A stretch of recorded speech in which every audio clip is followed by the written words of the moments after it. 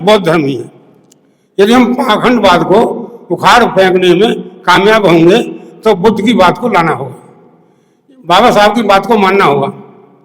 संसार में बाबा साहब जैसा विद्वान नहीं हुआ और गौतम बुद्ध जैसा ज्ञानवान नहीं हुआ। यदि हम दो की बात को मान करके ही चलें तो हमारा कल्याण अवश्य है, इसमें कोई संदेह की बात नहीं है। हमारे गुरु जी ने जो मुझे बोधाचार्य बनाया, मास्टर अतर सिंह जी बैठे हुए, कोई न कोई आगे बढ़ाने के लिए सहारा होता है, ये संसार का नियम है। तो बुद्ध ने कहा कि मैं ये गारंटी लेता हूं कि तुम्हारा दुख से छुटकारा दिला दूं, मेरे बताए हुए मार्ग पर आप चलिए। जो आदमी चल रहे हैं उनको दुख से छुटकारा धीरे धीरे मिल रहा है, ये बात बिल्कुल सत्य है। अभी हमारे एक सज्जन थे, वो कह रहे थे बौद्ध धर्म मान लेते हैं और शादी हिंदू धर्म से करते हैं। बिल्कुल सही कह रहे थे। जब हमने बौद्ध धर्म का रास्ता तय कर लिया तो हम उस ब्राह्मण को फ्री की दान दक्षिणा देते हैं तो उसके बाल बच्चे पढ़ते हैं तो वो तो आगे बढ़ जाते हैं, और तुम्हारे बच्चों को वो गाली देता है, तुम्हारे बच्चों को धुतकारता है, और ऐसा ही स्कूलों में, ऐसा ही ऑफिसों में।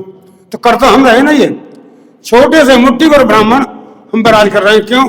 बाबा साहब ने इतना समझाया, हम लोगों को एक समझ नहीं आती। तो मेरी तो घरवाली नहीं मानती, फिर घरवाली को करुणा मैत्री भाई सारे समझाएंगे तो मान जाएगी।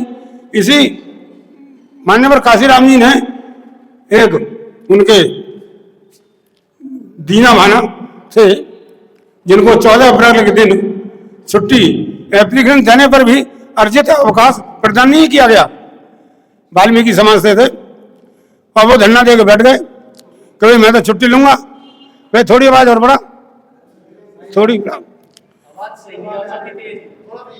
तो मान्यवर काशीराम जी को इस बारे में पता लगा, आपको सबको मालूम ही होगी कि क्या बात है। वही बात ऐसी है, तो होता है हम तो विदाउट पे करेंगे। भाई विदाउट पे क्यों करेंगे जब अर्जित अवकाश है और दूसरी आकस्मिक अवकाश भी है। तो कहने का मेरा मतलब है कि एक आदमी ने पूरे भारत को हिला के रख दिया और काशीराम जी को उससे प्रेरणा मिली।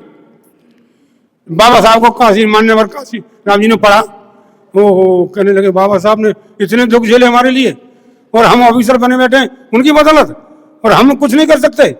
उनके मन में आई कि ऐसी नौकरी नहीं करूंगा और मैं बाबा साहब का जो कार्य है उसको आगे बढ़ाऊंगा, और इस्तीफा दे दिया। और आप लोग सब जानते ही हैं, पैदल चले, साइकिल पे चले, पहनने को कपड़े भी नहीं थे। क्या कपड़े नहीं दे सकते थे? बहुत सारे कपड़े थे उन पर, क्लास 1 ऑफिसर थे, साइंटिस्ट थे। मगर हम मान्यवर काशीराम जी की जयकारा बोल के फोटो लगा के वहीं रह जाते हैं। अभी कुछ लोग कह रहे थे बहन जी ने वो किया वो की, कमी हर चीज में होती है। एक चीज आई है तो जाना जरूर है, मगर क्या बहन जी के पीछे आप समर्पित हैं? आप अपना दूसरा रास्ता अपनाइए।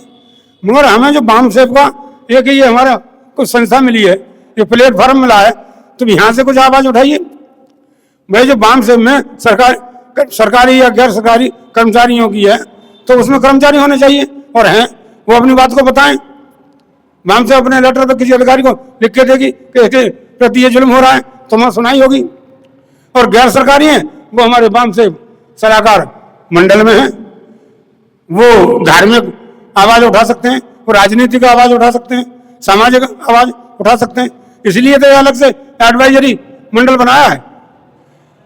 तो ज्यादा कहना है, मुझे इसमें काम करने का पहली बार मौका मिला है। मैं पूरा भरसक प्रयत्न करूंगा और जो भी मुझे ऊपर से आदेश होगा कि ये काम करना है आपने, हम करने की कोशिश करेंगे। और अपने साथ जितने भी साथी हैं, आपने 5 बनाए और 10 बनाएंगे, उनको भी साथ लेकर चलेंगे।